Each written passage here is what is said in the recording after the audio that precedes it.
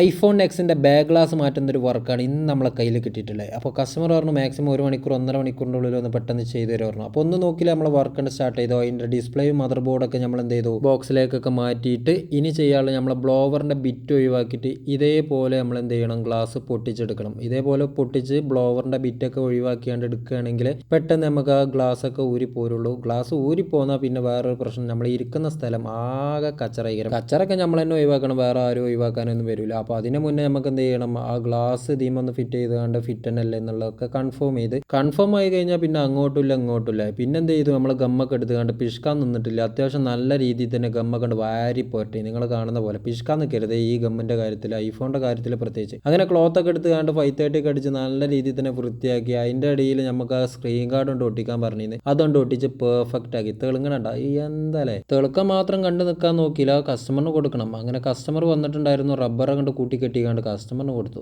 ചേക്കനെ happy ആയിട്ടാണ്. അപ്പോൾ ഇതുപോലുള്ള വർക്കൊക്കെ ഉണ്ടെങ്കിൽ നമ്മളെ കോൺടാക്ട് ചെയ്തോളി. അപ്പോൾ ഓക്കെ, ബൈ.